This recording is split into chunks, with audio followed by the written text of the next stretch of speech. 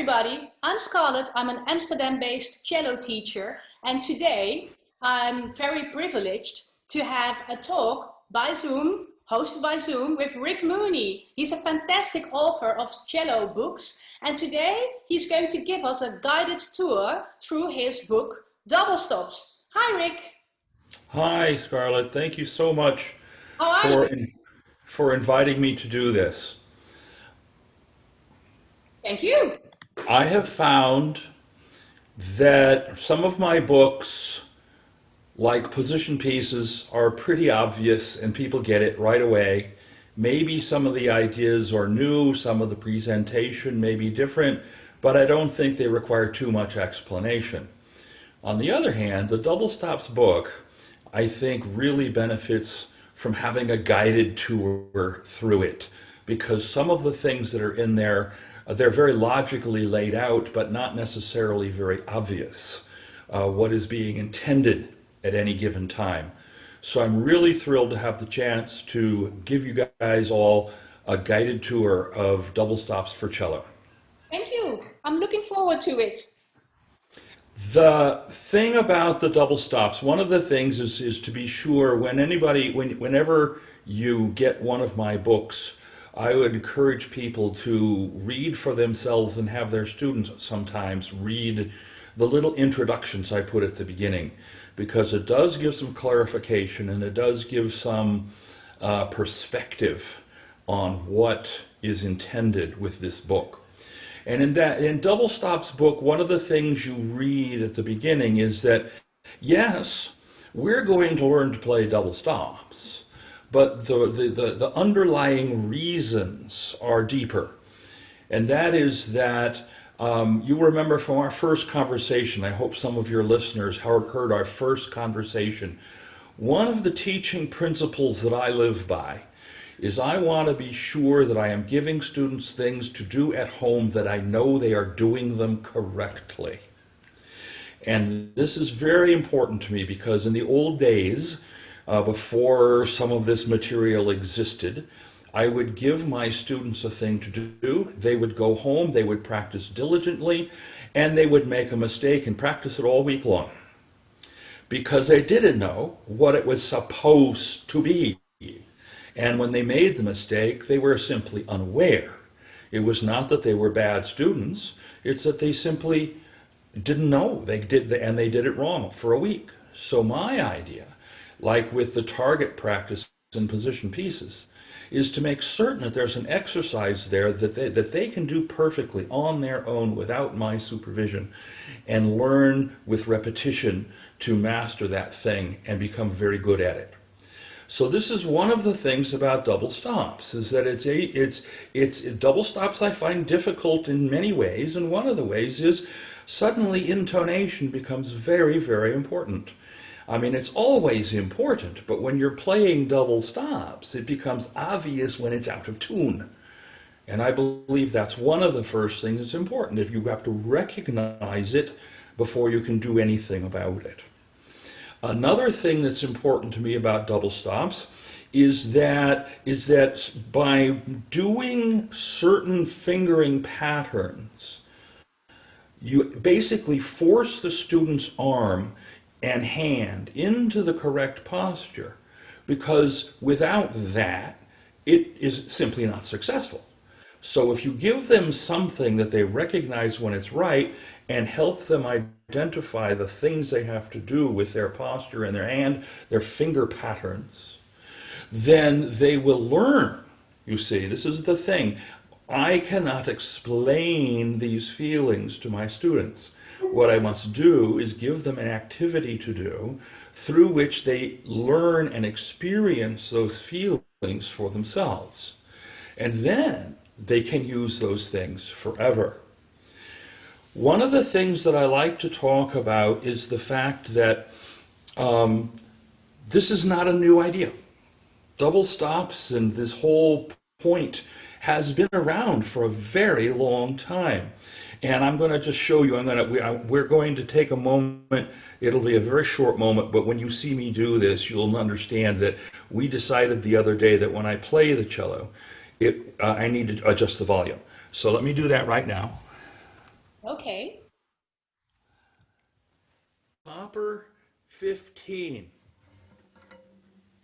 I'm not going to play the whole thing. I haven't practiced it in a while. I apologize in advance if I'm out of tune, but here it is at the end of Popper 15.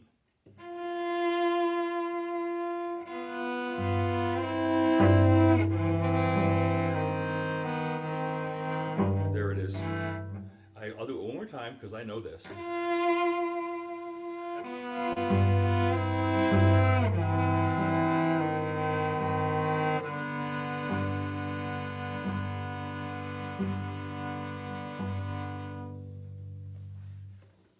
Not only is that really pretty, but there is a distinct, here, sorry. Not only is that really pretty, but there is just a distinct learning point there.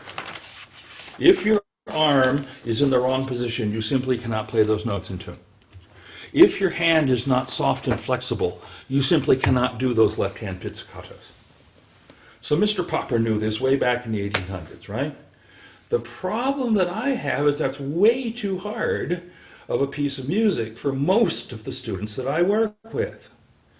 So what I want to do is take this wonderful idea, this concept, and bring it to a level where my students, both my young students and perhaps even adult beginners, will have the possibility of actually doing it on their own, because Popper 15 is just, it's way out there. It's hard.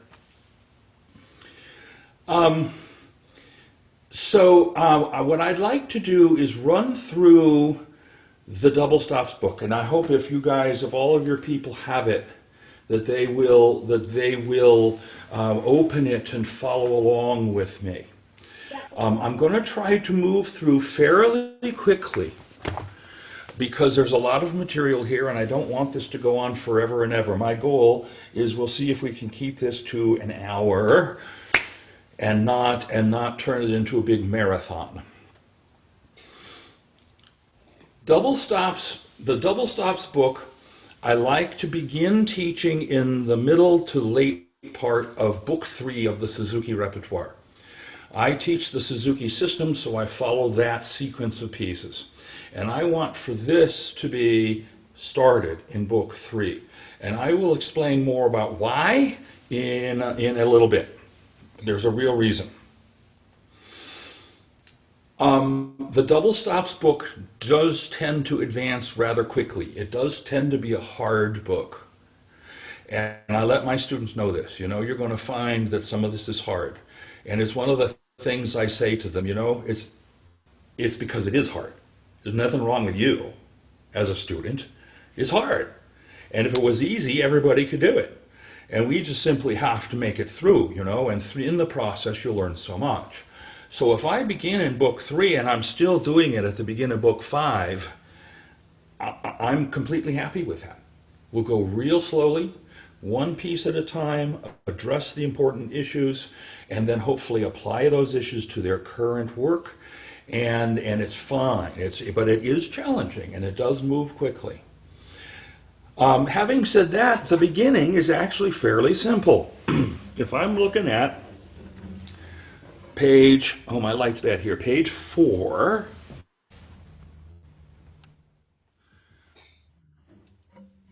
this.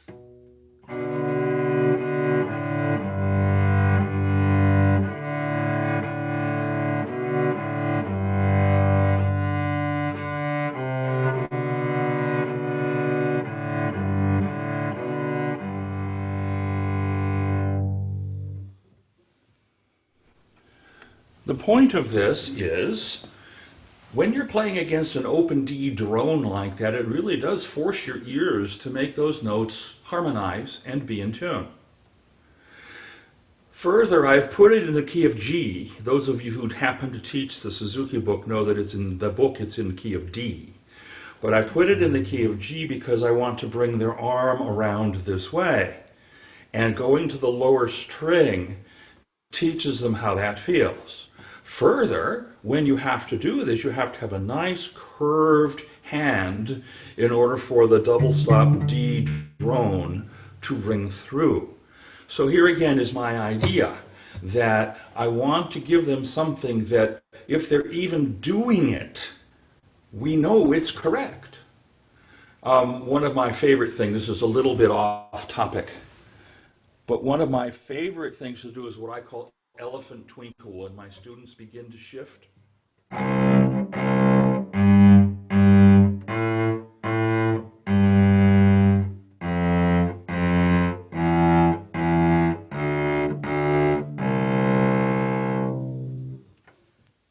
This becomes a really good group class exercise because it isn't hard to do. But you realize that if your arm is not in exactly the right place, you just can't do it.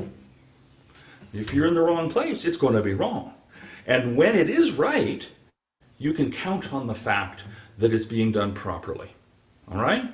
So here again, what I told you in our very first meeting, what I believe I have done with my books is I put the shallow end on the pool so that students are not dumped out in the deep end and the hardest stuff available before they're ready to deal with it. And if I can give them things that are familiar to their ears, that they can recognize when it's right and when it's not, and which in fact kind of force them into the proper places where they need to be to play, well, then step by step, bit by bit, we make it out to the deep end of the pool. And when we're ready for proper etudes, they can do them. Unlike me, when I got proper etudes, I couldn't do them. But my students can once they've run through the books. Long, long ago is the very same thing as Go Talent Rhodey. I'm not even going to bother to play it. I am going to skip around a bit like this. The Twinkle, Twinkle, Little Star, similarly, it requires a fourth position, but it requires the arm and the curved fingers in order to make it work properly. On page 6,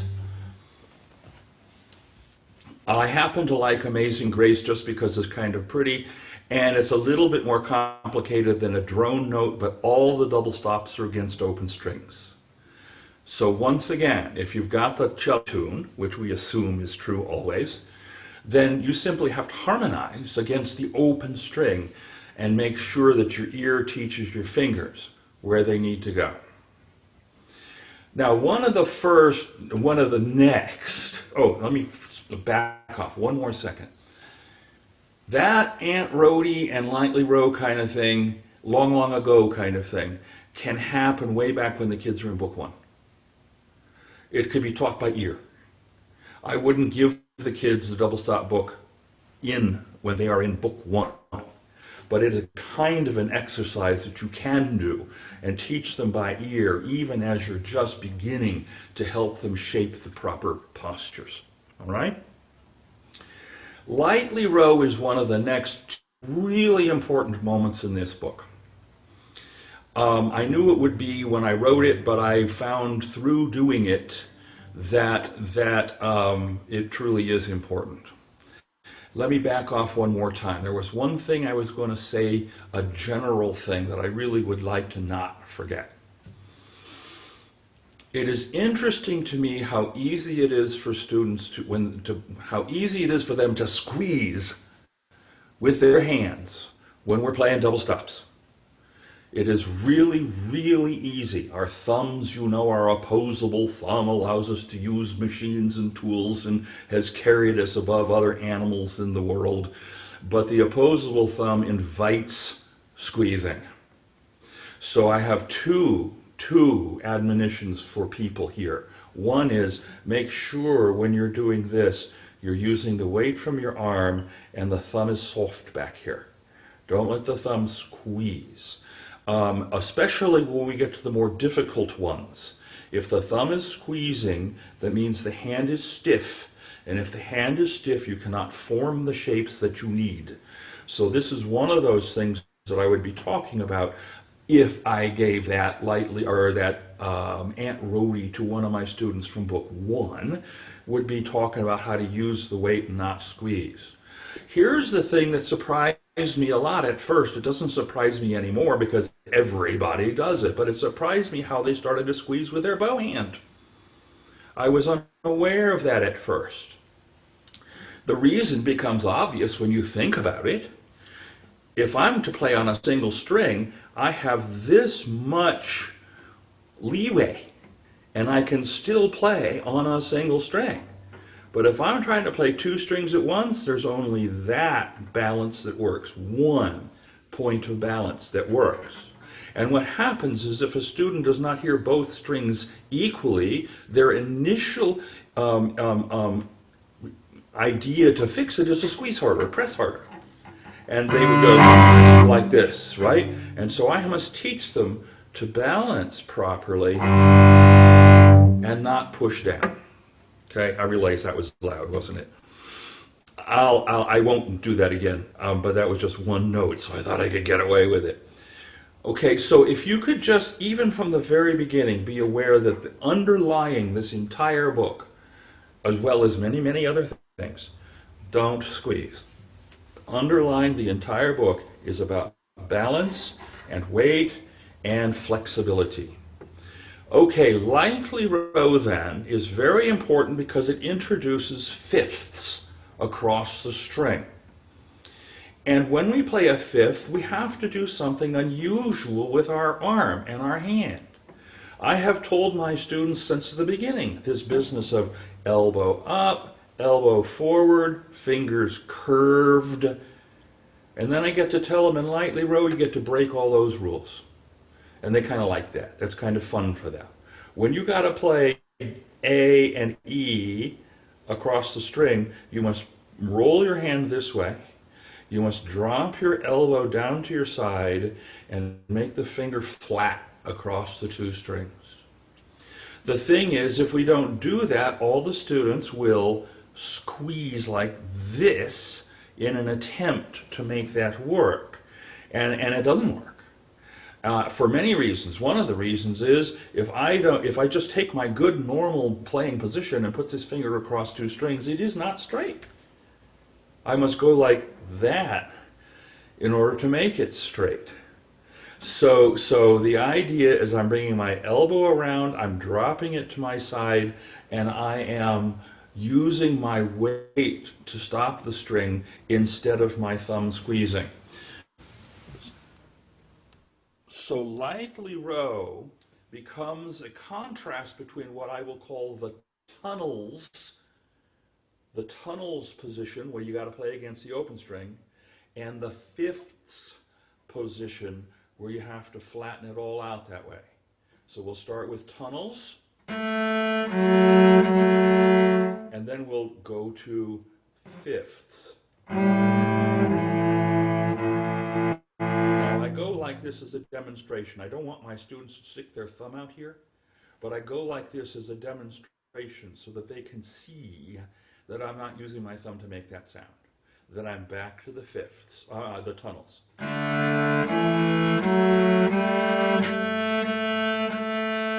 Tunnels, fifths, tunnels.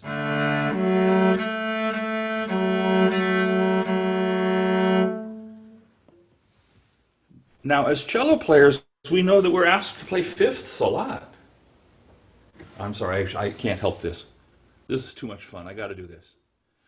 I got a chance to play this.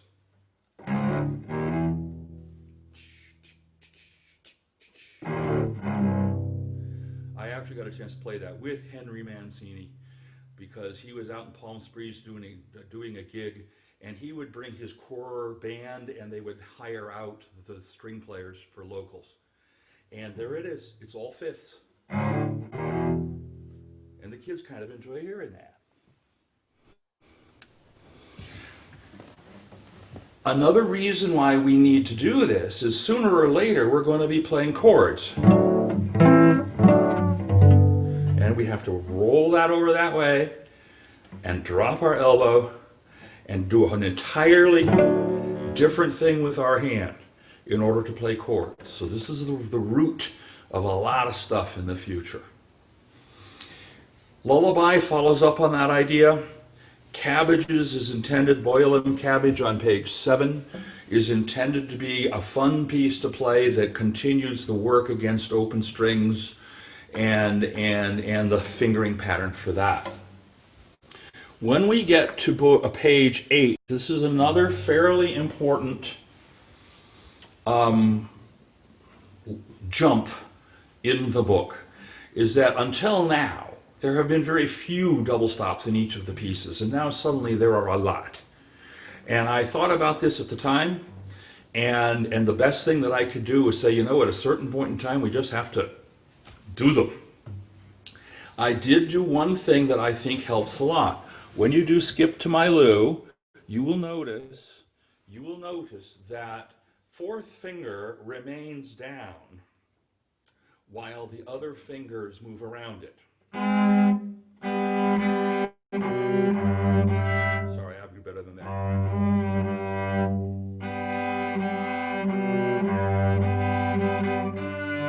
Now, third finger remains down while the other fingers move around it.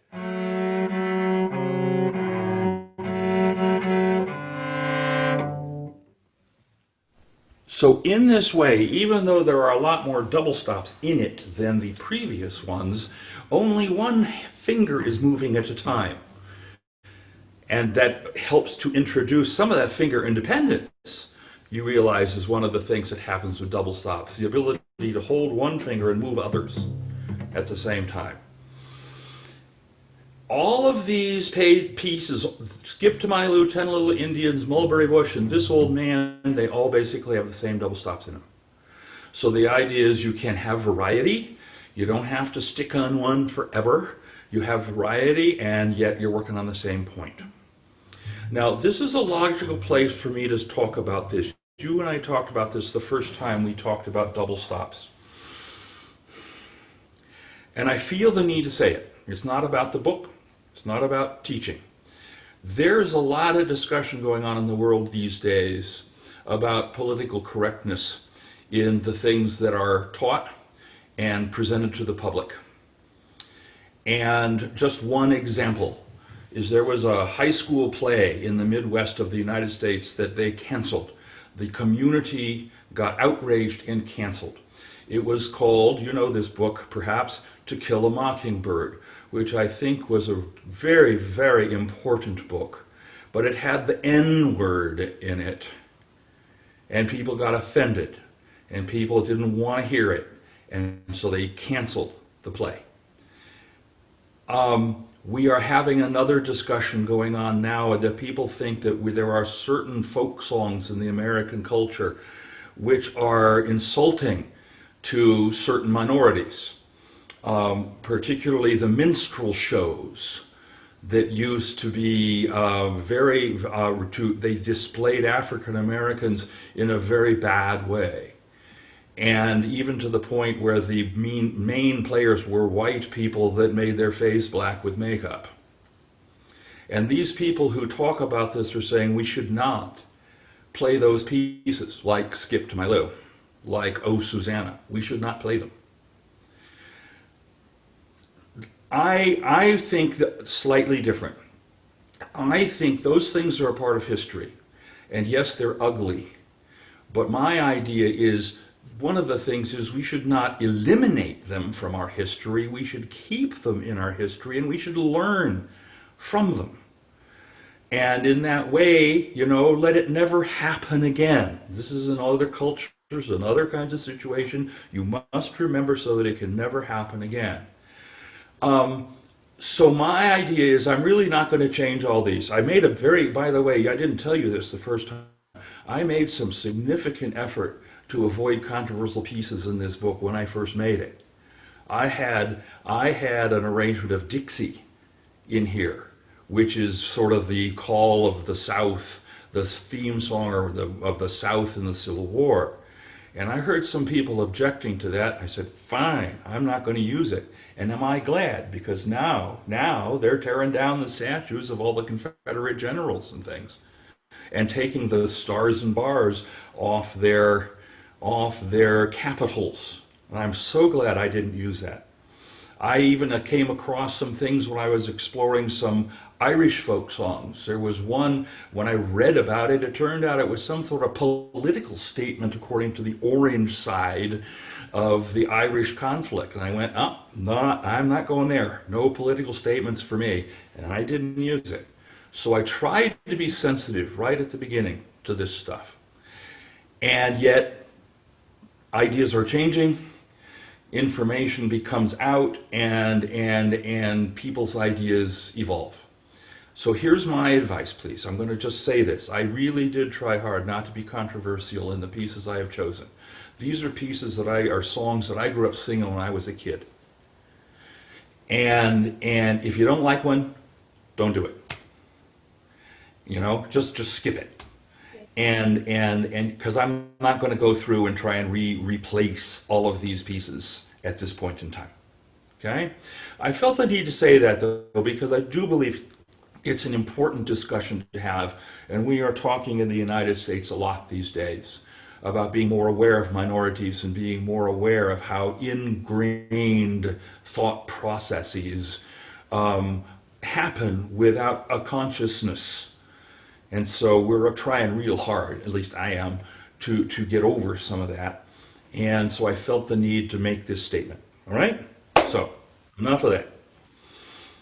Camptown Races on page 9 begins a sequence of the book which I consider to be very, very important. Here again, it's an old concept. This is not new concept. Here's the way your hand is built, like this. And this way is out of tune on the cello. We must learn to do this between these two fingers. We must learn to do this. Bernhard Kosman, all these exercises and the trill exercises in that, it's all about spreading these two fingers out and playing in tune. Unfortunately, they're just deadly dull, ugly dull. And again, if I'm dealing with children and if I'm dealing with certain other beginners, they don't even want to do them. They don't sound like anything. So I have taken this very valid point and tried to apply it to the folk songs so that we can learn how to handle it. So in Camptown Races, the point is to spread out first and third fingers. It's the feeling. Okay, let me do it this way. It's not like it's really spread out, it's just the way it feels. I tell my students, here's how it feels. I'm going to do this, I'm going to let you hear it, I'm not going to look, here's how it feels. This one goes down, this one goes close. This one spreads out way far, and this one is close. That's exactly how it feels, but when you look at it, you realize that's exactly what you have to do simply to make them equal spacing. Okay? So it's a matter, again, of how do you teach a student how something feels. You can describe it in words, but they've got to actually do it in order to figure it out. So Camptown Races is about first finger and third finger feeling far, and third finger and fourth finger feeling close.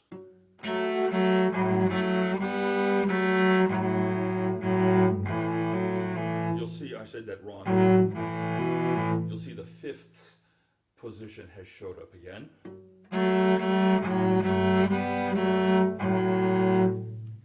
And so on. Now when I have the volume like this, can you hear my voice okay? Is my voice okay when the volume is a little lower? There's a bit... Then I'll not mess with it right now because I want to go right to Auld Lang Syne on the next page, on page 10. Auld Lang Syne is now about first finger and second finger feeling close, and 2 and 4 feeling far apart. So we get the compare and contrast moment between a piece that has 1 and 3 and a piece that has 2 and 4. And so that's what happens in Auld Lang Syne. Whoops, I can't see it.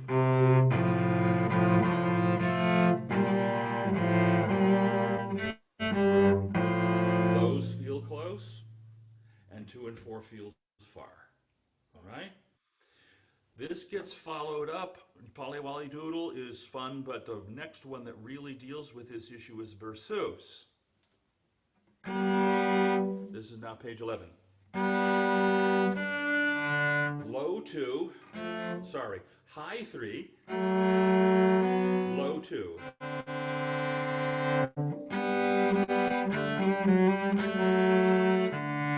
And it comes together here.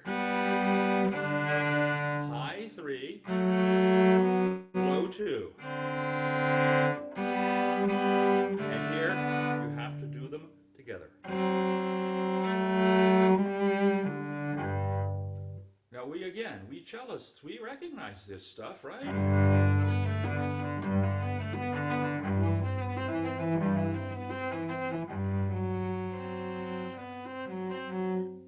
This is something we simply have to have in our technique.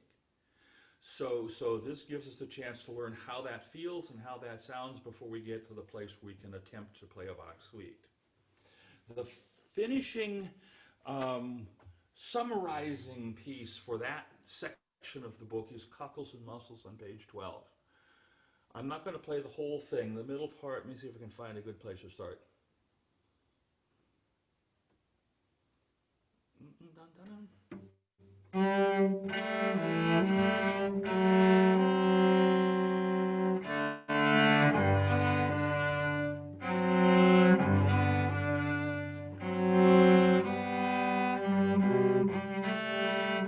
Sorry, I'm not looking at the music. But you hear this? That is a very important summarizing piece for this section of the book. One of the assignments that I give my students is a routine thing, is I just say, review the old ones. And I don't usually give, I don't always give a very specific assignment about which ones I want them to do. Neither, thank you. Neither do I ask them to do them all. But when we're doing a particular one in the future, if there is an issue like this that we had covered in a previous one, I want them to review the previous one and reacquaint themselves and then use it in the new one. It's one of the other teaching principles that I think is terribly important, is this play by knowledge thing. Don't play by ear. We need to use our ear. Our ear is vital and important in our success as a musician. But you've got to see what's there. You have to recognize what's there. You have to understand that you're and you pull that knowledge from the past and use it in the new plays. And in this way, knowledge and a skill becomes cumulative. And it's not like every new piece is a brand new experience. No, we've seen this before, let's just remember it and apply it. So I help them make those connections. When I say, okay, when we're doing this piece late in the book, go back and review Cockles and Muscles and see the connection. All right, I need to take a little jump here. I said early that I want to do this in book 3. One of the reasons that I want to do this in book 3 is because it helps us to prepare for some very specific things that occur in book 4. And I ended up, when I did about 3 versions of this book before I actually got it to the publisher. And one of the things I did was I added a lot more pieces at the front of the book that were in closed first position to prepare for this. We're going to go down to page 36.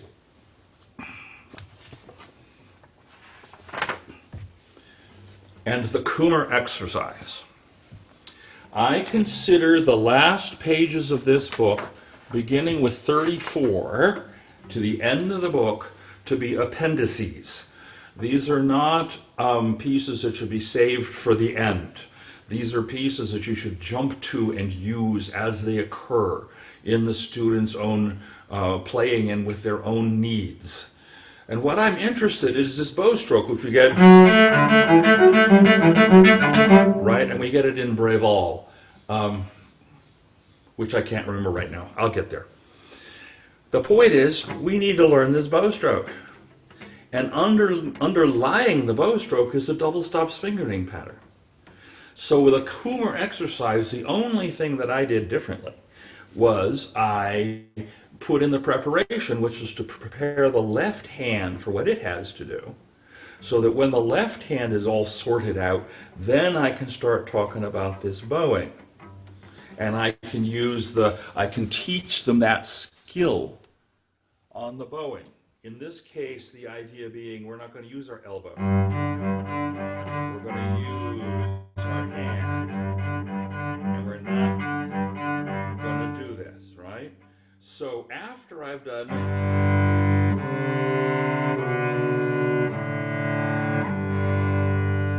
then I get a chance to work on this.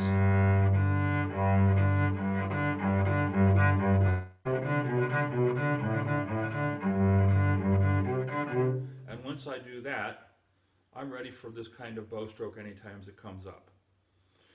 What is not hinted at here, which I will mention, is that, and I made this in the past several times, a group class activity that I would do for like a semester as the kids were different in each class, where you could also start to slur it.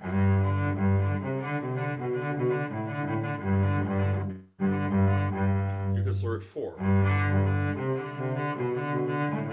8. And in that way, you can use this relatively simple, relatively tuneful etude to accomplish quite a lot of this bow technique that we're going to find necessary. So I need to have the students familiar enough with closed first position double stops so that before we get to the Breval Sonata in Book 4, I get a chance to go to the Kummer exercise and teach them this new bowing idea. Okay? While I am here, let me mention the Lee exercise on page 17. Many of you are not old enough to realize that we used to have in Book 4 the Seitz Concerto, number 5, which is a violin piece.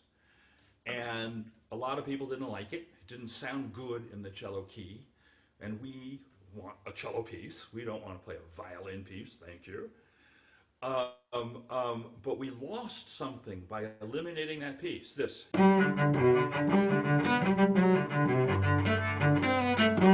That bow stroke was in that piece, and we lost it. It's gone now. And so the Lee exercise was originally in this book to prepare us for that place in Book 4. And I still recommend that you do it, this. Again, note, we'll teach the left hand its job first. Then we'll talk about the bowing.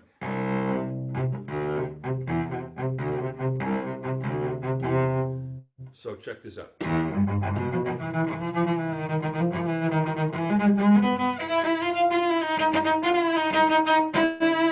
So there's that bow stroke in the Saint-Saëns Concerto, right? In a similar way, while I am back here, and then I won't come back here again, take a look at page 39 at the Twinkle with Chords. This is, again, this looks like one of the very traditional double/triple stop etudes that appears in Dotzar and Schroeder and everywhere else. My problem with Dotzar and Schroeder is that the pieces are too long and they're too hard. They require too many things in the left hand. So this Twinkle with Chords is all in the key of A, and it's familiar to the kids. They can find these chords. But then the cool thing about those old etudes, which I've copied here, is you get to use those notes and learn different bowing techniques. And so here again, I would not ask a person to do all of these variations at once, ever. But when they get to, here I got to do this again. When we get to this, when we get to like Goltermann Concerto in Book 5, actually it's number 2, number 3.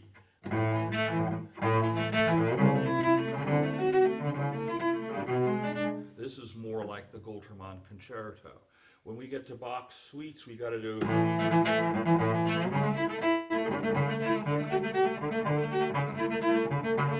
That's like the courant, isn't it, in the book 3? I mean, in the Bach suite, first movement. Here's Haydn concerto.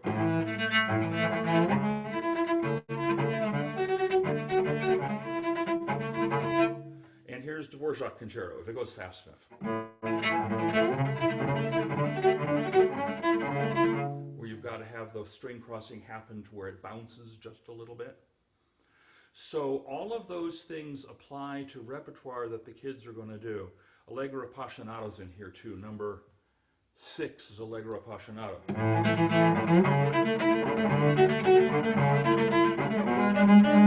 And so on and so on. So my idea is, I didn't say this yet, I'm going to say it now, I thought about it before. I tell my students you don't learn how to do these things by playing the etude. You learn how to do these things on an open string. You learn how to do this on open strings. And once you know how to do it properly, the etude gives you the opportunity to do it correctly many, many times and master it. And so that's what this is about. You take something that is not technically very challenging, but give yourself a chance to learn the new stuff you got to learn for the very advanced piece that is on your music stand, you know? And you just need to have a system to prepare so that once, and that's another thing I will say, one of the other teaching principles I live by the time I give my student a new piece of music to play, I am confident they have technical ability to do everything that's in that piece before I give it to them. It's not like I'm going to ask them to learn new technique in the piece. We're gonna prepare for the technical challenges that are coming up. We're going to get a new piece knowing that they can accomplish all of that, seeing how that stuff applies in real life situations, and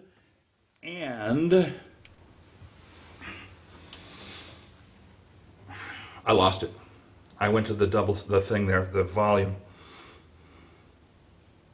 Oh, and then we get to talk about musicianship. Imagine that, right?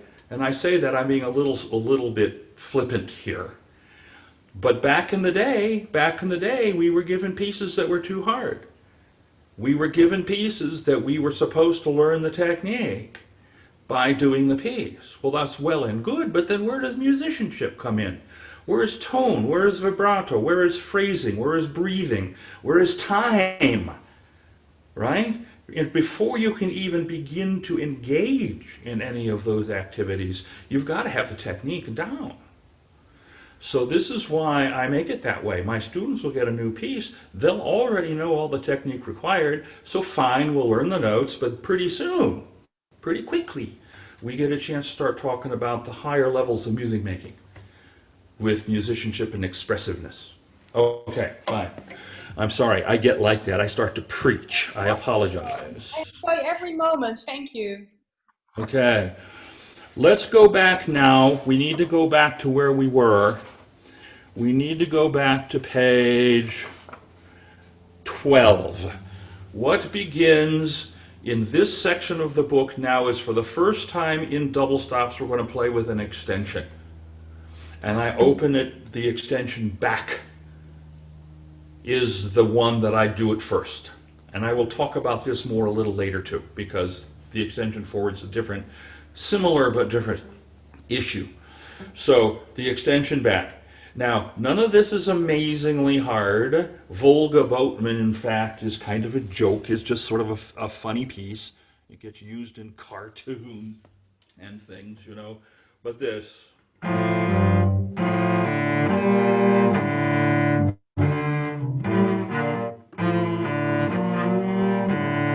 Here it comes.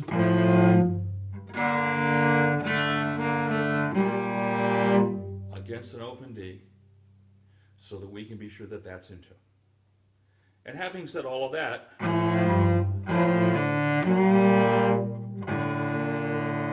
there it is. That fourth is worth learning. On page 14, Clair de Lune happens to be one of the really important ones as a summary for this idea of how does it feel to play with extended first position in tune. Okay, so this.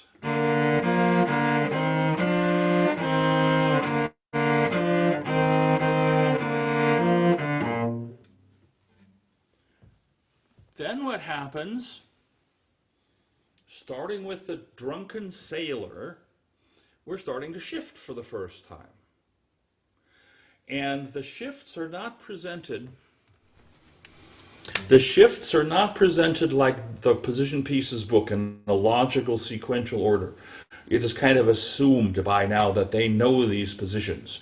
So the shifts are not presented in a pedagogical order, but I've chosen them for the ease of the double stop, the relative ease, and whether or not they can tell they play it in tune. Like the Highland Lad. It's got extended third position in it. Extended third position is not real comfortable, but the assumption is it's already done it. Because then we get to play with open D.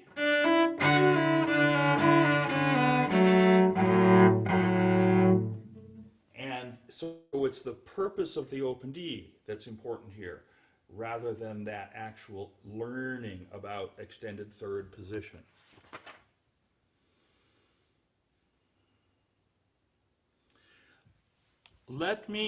Old MacDonald is a really good one because Old MacDonald has got our favorite second position thing from Suzuki Book 2. So it happens to be nice to read that one and learn how that applies. And I recognize it like I was saying earlier. I will mention Song of the Wind, which I've given the original German folk song title to here. The fox has stolen the goose. But one of the reasons I want to talk about it is because it brings back our tritone fingering pattern again, where we go like this.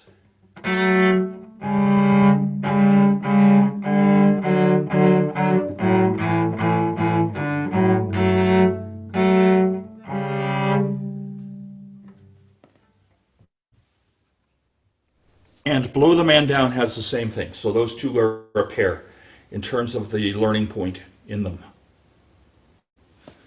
All right, so I am trying to hurry a little bit. I realize I've talked quite a lot, and I don't want to make this terribly long. So, but you are all getting the idea, right?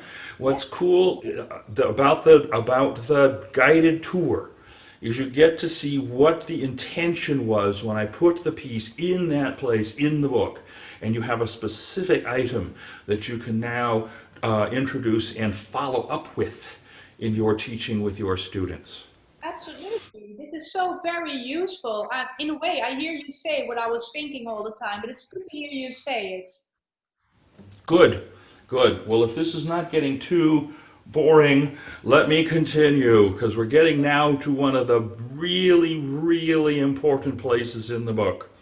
And the things are, this place in the book is about thirds, and most specifically, minor thirds. I'm going to start with The Bear Went Over the Mountain on page 18, which, if you're of a different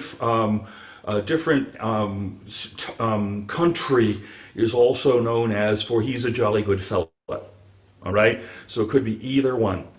This is not an extended hand yet, but it introduces this one double stop, which is just extremely important.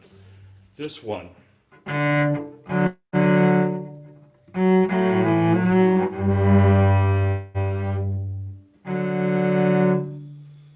I emphasized that moment because this is how I finally learned how to do this. My personal story, I told you this when we talked before.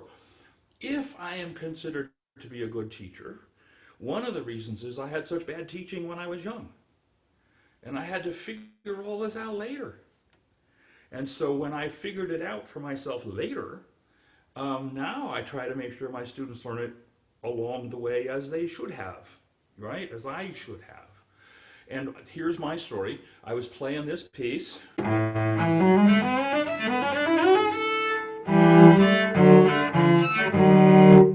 This is the Frescobaldi Toccata, arranged by Casado.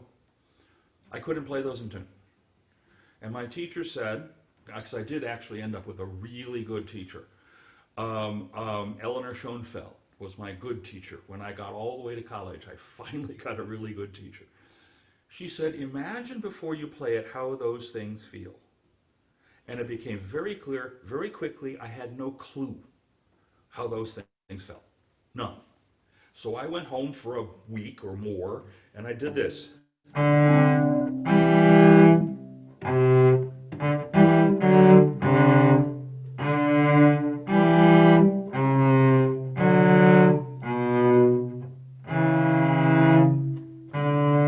Finding a target, finding a fingering pattern. You can see the birth of Position Pieces, Book 1, can't you?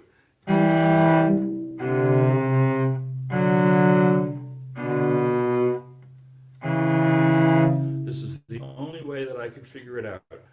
Balanced target followed by a fingering pattern that I could recognize. That's what's important about Bear Went Over the Mountain, is that it gives us that opportunity to prepare our second finger on a target and prepare the pattern and make that third in tune. The next important one in this section is on 20, Bluebells of Scotland. There is something that I always feel the need to say here, because among cello teachers there is some controversy about extended position.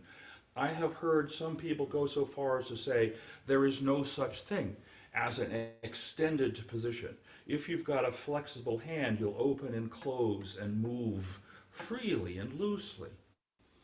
And while I understand that, and I agree with that to a certain point of view, my question to any one of those people is, okay, well and good, but how in the world then do you play a minor third? You've got to have an extended hand in order to play a minor third. You just have to. It's not a matter of moving around when you're having to play a double stop.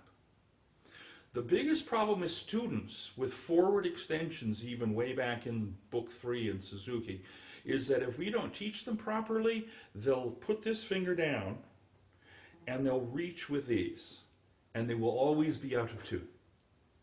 And the most important thing about a forward extension is the thumb must move along with the second finger on the hand, leaving this finger behind, but these guys balanced. Yes. All right?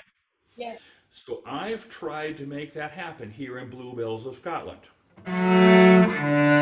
Whoops. Oh, we're okay. The volume's okay?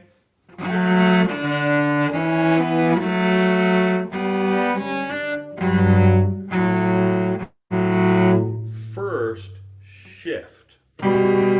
Second, extend. And throughout Position Pieces, I have wanted people to shift with two in the middle of the hand because it provides the balance. Yes. Allowing for first finger to move where it must move. So the entire point of this is shift first, extend second. Clear. If there were ever a second version, of their book, of this book, it probably won't be. Yeah. So I'll just tell you this. 9, 10, measure 11, 9, 10, yes, measure 11. The second double stop in measure 11 is an F sharp with a second finger. I would put a courtesy sharp in that spot for my students, because when they see that without the courtesy and the second finger, they're going to play the wrong note. Yes. Okay? Yes. Okay, so I always add these days a courtesy sharp marking on that F sharp. The point is then the same. The point is you shift first and then extend. And so you put your second finger on the F sharp first, and then you've got your handshake. Oh, Suzanne is the same. Play the position first, then play the double stop. And this is now extended second position. Clementine is the same idea. Find the extension first, and then play the double stop. And this is extended third position. One of the most important ones in this section, according to me, is Endearing Young Charms, because it becomes a summary of all of those positions we have just practiced in the previous pieces. This is Clementine position.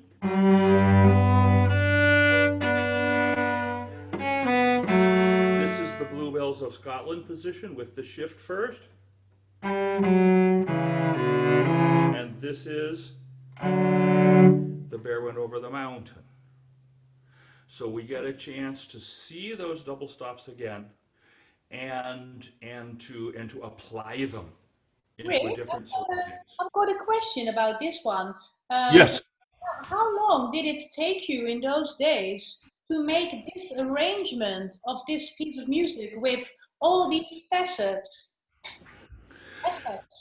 Well, part of it was just I went looking for everything I could find. As I told you, I explored folk song books from Ireland. I explored all kinds of things, plus the ones that I know.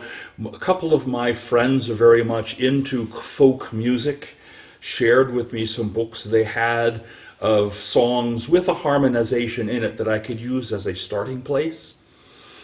And so basically what I ended up doing is just making as many of them as I could, and then I just ended up choosing the ones that really applied to what I wanted to teach and put them in the order. And so some of the ones that I actually did are not here because you know I put the things in order later. So it was just one of those moments where when I get involved in a project, when I was doing position pieces and these tunes were going in my head all night long, and I needed to be in a particular spot on the fingerboard and use just these notes, I'd wake up in the night with a tune, I'd have to get up and write it down so I didn't forget it. Because if I waited for the morning, it'd be gone. Yes. So that's how my mind works when I get obsessive about things like this. So yeah, it was a little bit of just lots of material that I then honed and put in order as appropriate for the book. Is that helpful? Did that help? Yes. Good. Now, let me ask you to look, please, at 24 and 25. One of the things that happens in these books always is that sometimes the pieces on the page are determined by the page layout and what will fit.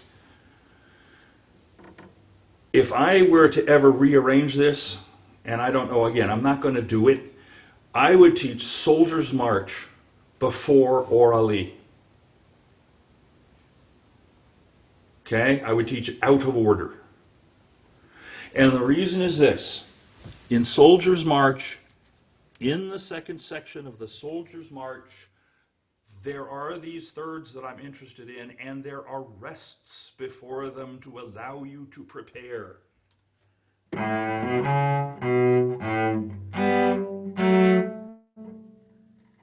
Which one is this here?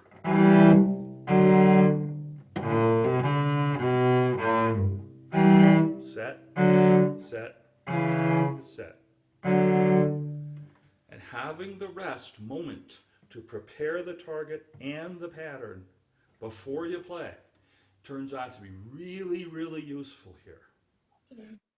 Then when you get to the ones where you need to flow from one position to the next, you've got something behind you to help you do that properly. A good example of that is Ode to Joy.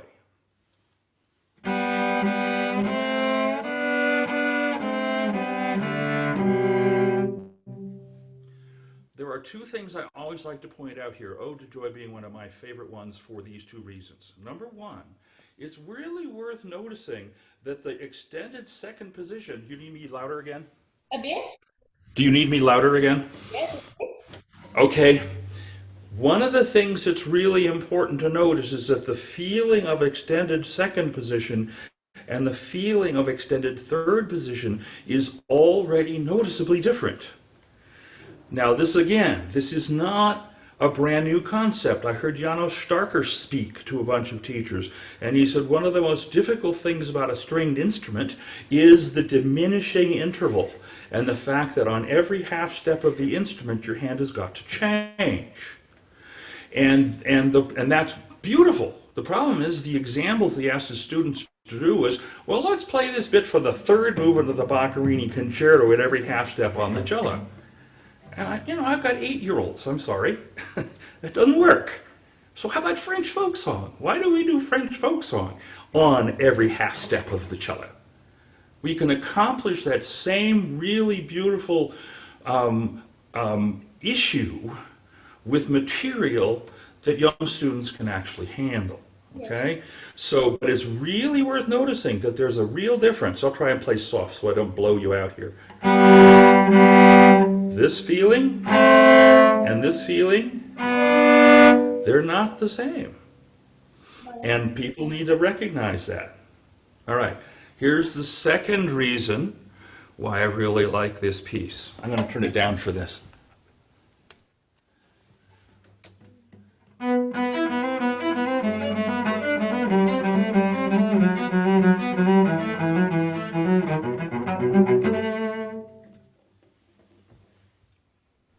That passage from the Vivaldi Fifth Sonata used to be a huge monster, awful, difficult thing for my students. It's the same notes as Ode to Joy. Yes. If we've done Ode to Joy, well, then we get to this place. If we've done Kummer exercise, suddenly that place that used to be a really huge preview drill work accomplishment, it just falls into place nowadays. So that's, I always make that connection. Okay, here we are in book 5. Let's go back and review Ode to Joy.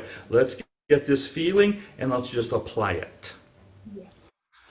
So you can see how that permeates so many things that I do. This whole idea that when the kids get to a new piece, they already know how to do it. I'm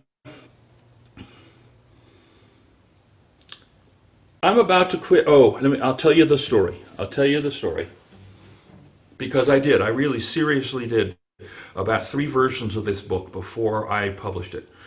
I was so happy with the first version. It was working so well. I was just sort of anxious to send it off to the publisher. And then I decided to test drive it first and send it to some of my colleagues and get their input. And am I ever glad I did that? Because I got such good feedback and such good practical experience to put it in place that I fixed it and then I fixed it again before it actually went to the publisher. And here's the story I tell for my students. It's supposed to be a little joke, okay? I'm sorry about this. That's my text tone. And I'm on somebody's political thing. They want money. And they're giving me too many texts, so I'll hide it. On the first version of this book, my students got to French folk song and they found it very, very hard. So what I did was I added more pieces to prepare that extended minor third thing. And when they got to French folk song, they still found it really hard, really difficult. And so then I added more pieces to prepare for it. And now my students find it very hard. It's just hard, you know?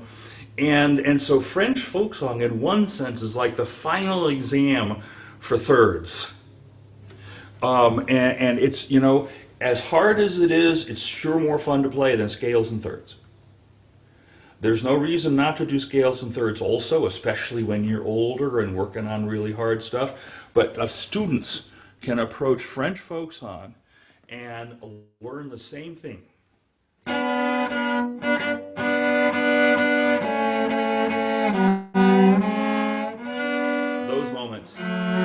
Those moments are hard.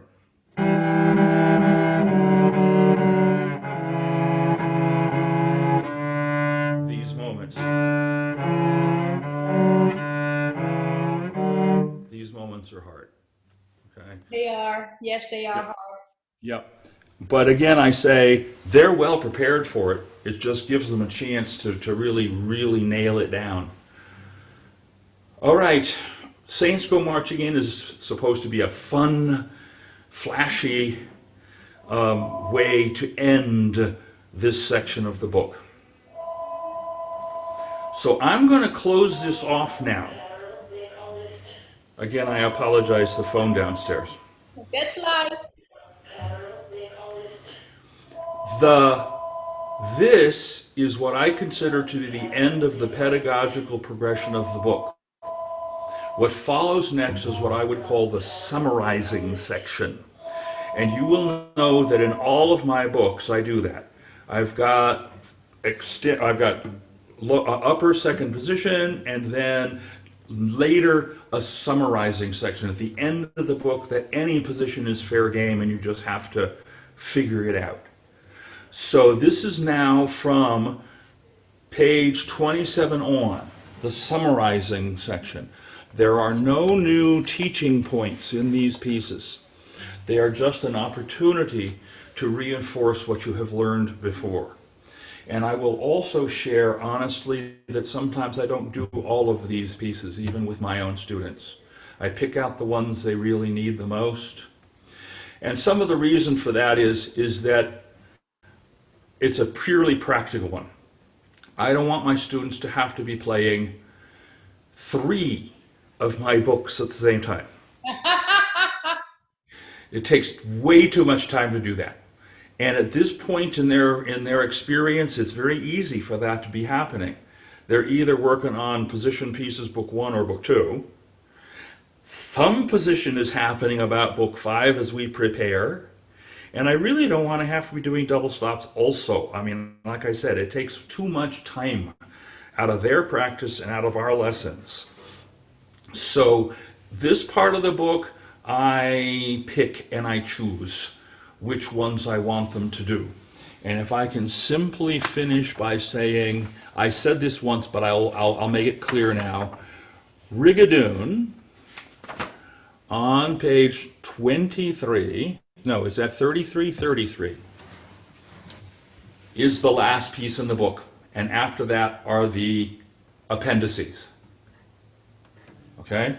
Yeah. Rigadoon have to be kind of fun to play, so I usually do that one with the kids. They like it. So with that, I'm kind of done talking about it. Do you have any questions or things that you'd like to go over with this? Not really questions. I just wanted to say that it's so very useful to know where these pieces, well, not are coming from, but how that you, well, the way you explain this guided tour answers so many questions that I had when teaching from these books for more than 10 years already. So I'm so glad that I hear your map, your roadmap. There you go. And that's one of the things that I have found. It happens 2 years ago or 3. I was in Amsterdam at the ESTA conference, and they wanted to talk about my books, and I did end up giving them the guided tour through double stops. And there was one man there who said, wow, you know, I've seen this book and I've never really used it, but now I'm going to use it all the time, because he knew what the points were to it. And that's what I say. It's just, it's not quite so obvious as Position Pieces Book 1. That's, you know, it's worth talking about those things, but it's not like the concepts are very, very enigmatic, right? And this is not laid out in such a clear fashion, and it really benefits from having people understand what is the point behind this particular piece and why did I group them together in this particular way. And I'm hoping that that gives everybody a new outlook on how the book goes and how to use it. I totally agree. So I think that we should try and try to share this with our colleague teachers, and hope that teachers will share this again with other teachers. Great. Great. Yeah, with that in mind, if you get a link to your blog that you can send to me, and if with your permission, I'll send it out to all my people on Facebook. Yes, please. Yes. Because not only will that help them recognize what you're doing there, but it'll give everybody this guided tour. I totally agree. So will you give me permission to put it on my YouTube channel too? Absolutely. Yes. Fantastic. Yes. My idea is no, I don't go I don't keep things. This is not a secret. This is to be shared. You I totally know? agree. I wanted to tell the people who are watching this video that we had position pieces, a discussion in my podcast, Cello Spelen with Scarlett. Well, that's not really easy to note down. But That's right. then you asked me to go for a video with a guided tour, and I'm just hoping, Rick, that maybe in a few months you will, or me, I will ask you to do another guided tour or to do whatever, because these things need to be shared. Okay. Anytime. Now that we are in touch with one another, it's easy. I guess I prefer it just the way I work, that you keep in touch with my email rather than I don't do too well with instant messages on Facebook. But if you just keep my email handy and let me know once in a while what's going on, I'd be more than happy to talk with you again. Thank you very much. Okay? Well then, let's say goodbye for now. Yes? Hang on for a minute. I'm going to hang on for a moment, please. Okay. Luisteraars en kijkers, dankjewel. De podcast heet Cello Spelen met Scarlett. Mijn cello-blog staat op celloverkoop.nl. All American people or American speaking people, thank you very much for being here. So Rick, we'll stay in touch. Okay. Sounds great. Thanks so much. I'm glad we got this together. Me too. I'm going to stop the recording right now. Okay.